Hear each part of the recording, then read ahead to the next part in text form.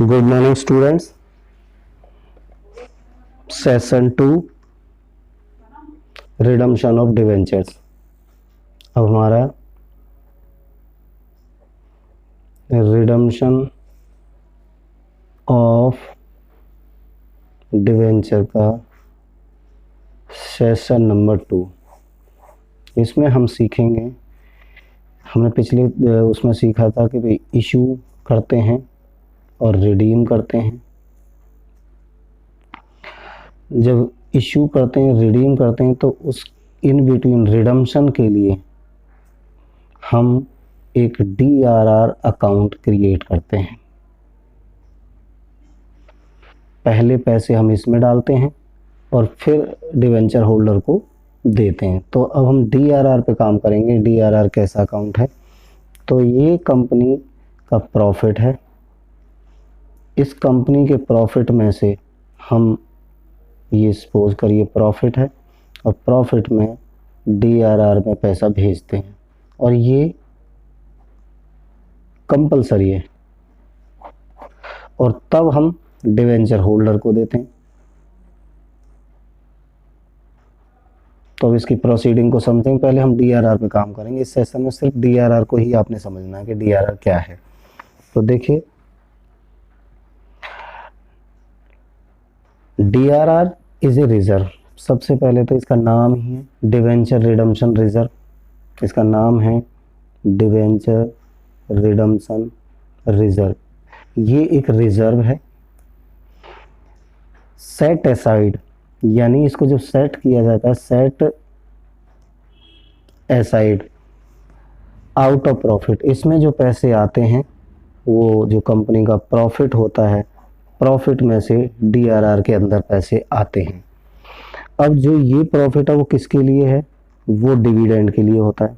यानी कोई भी कंपनी के पास जो प्रॉफिट होगा वो किसका होगा? ओनर का होगा। और ओनर को क्या मिलेगा? ओनर यानी शेयर होल्डर। आप जानते हैं ना, शेयर्स का चैप्टर किया, शेयर होल्डर। आपने भी शेयर ले रखे, मैंने भी, तो हम दोनों ही कंपनी के अपने अपने शेयर के प्रोपोर्शन में ओनर माने जाते हैं। तो हमें क्या मिलेगा? डिविडेंड। और डिविडेंड कहाँ से मिलेगा? प्रॉफिट से। तो ये प्रॉफिट डिविडेंड के लिए अवेलेबल होता है जो शेयर होल्डर को जाएगा। तो जो डिविडेंड के लिए पैसा है जो प्रॉफिट के अंदर है, उसी प्रॉफिट में से DRR में पैसा भेजा जाता है और ये अकाउंट क्रिएट होता है। तो अब आपके पास आ गया DRR is created out of the profit, यानी some amount set aside out of the profit which available for paying the dividend to the share holder. जो प्रॉफिट शेयर होल्डर के डिविडेंड के लिए रखा हुआ है, उसी प्रॉफिट में से DRR में पैसा भेजा जाता है और ये अकाउंट क्रिएट होता है। उसके बाद देखिए, कंपनीज एक्ट 2013 सेक्शन 71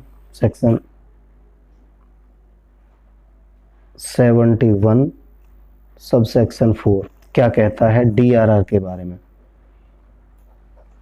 उसने कहा है कि एवरी कंपनी इशूइंग डिवेंचर शैल क्रिएट DRR। वो कहता है हर कंपनी DRR क्रिएट करेगी।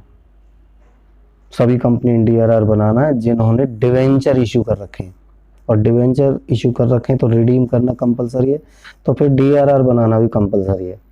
उसके बाद कहता है out of its profit available for the distribution of the dividend. और किस प्रॉफिट में से बनेगा? जो प्रॉफिट डिविडेंड के लिए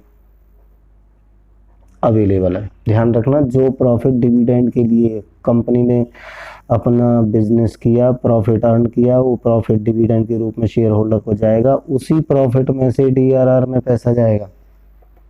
ये कोई ज़्यादा टफ बात नहीं है, ये आपको लर्न हो जाती है। नेक्स्ट थर्ड पॉइंट कहता है the amount credited to DRR shall not be. अब जो प्रॉफिट में से जो पैसा DRR में, तो अब इसकी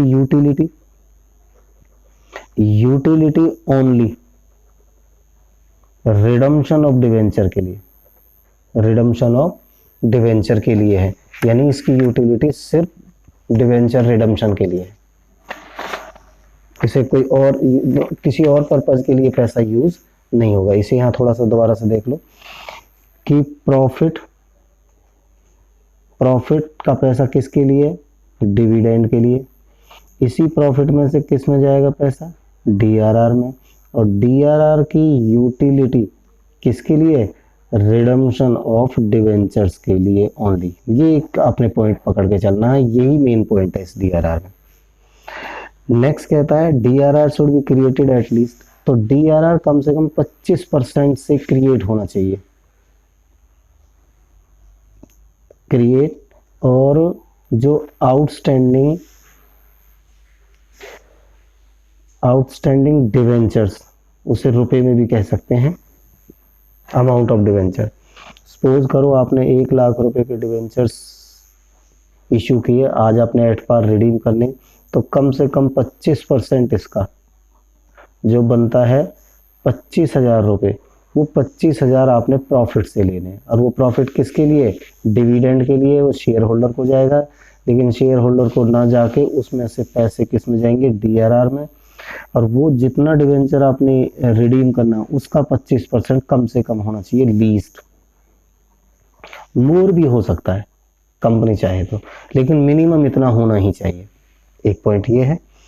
दूसरा, dividend can be paid by the company from general reserve, dividend equalization. जो ये डिविडेंड है company general reserve, dividend equalisation reserve या statement of profit and loss account से दे सकती है। जब डिविडेंड इसमें से दिया जा सकता है तो इनको ही मिलाकर हमने एक प्रॉफिट मान लिया, तो इसी में से 25% किस में चला जाएगा, डीआरआर में चला जाएगा। जब पैसा इन तीनों में से डीआरआर में जाएगा तो फिर एक जर्नल एंट्री आपने यहाँ पे सीखनी, जो लास्ट में आ रही है। एक पॉइंट और है, dividend can be paid by the company from journal reserve, dividend equalization reserve, statement of profit and loss. DRR can be create out of the above surplus, क्योंकि ये सारे के सारे एक टाइटल होता है रिजर्व एंड सरप्लस, आप shares में सीख चुके हैं। उस टाइटल के नीचे ये तीनों रिजर्व, यानी ऑल टाइप ऑफ रिजर्व जो है वो रिजर्व एंड सरप्लस, तो रिजर्व एंड सरप्लस में से ही पैसा जाता है एक तरह से, इस तरह से हम इसको कह सकते हैं। डीआरआर इज स्पेसिफिक, एक पॉइंट और है, स्पेसिफिक रिजर्व है ये।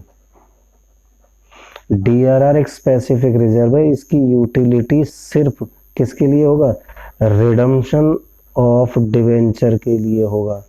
और यदि रिडम्पशन ऑफ डिवेंचर के लिए पैसा यूज नहीं हुआ तो वापस जनरल रिजर्व में ये चला जाएगा। तो आपने ये बात रखनी है। अब इसमें एक जर्नल एंट्री आ रही है, उसे और सीख लेते हैं कि जर्नल रिजर्व अकाउंट डेबिट, उसके बाद dividend equalisation reserve account debit, तीसरा है statement of profit and loss account debit, to DRR debenture redemption reserve account. और अब देख लो यहाँ पर general reserve account debit, dividend equalisation reserve account debit, statement of profit to DRR. इन तीनों में से पैसा इसमें जाएगा।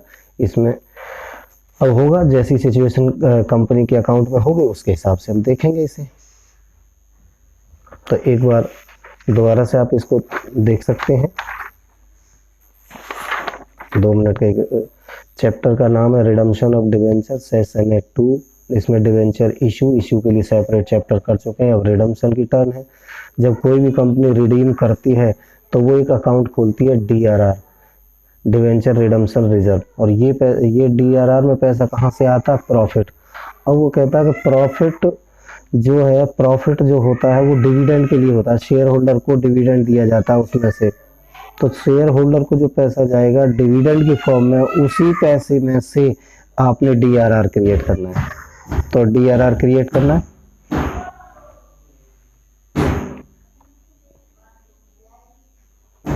ठीक है ना, ठीक है, करो तैयारी, इसे फेयर भी कर लेना। Okay, thank you very much.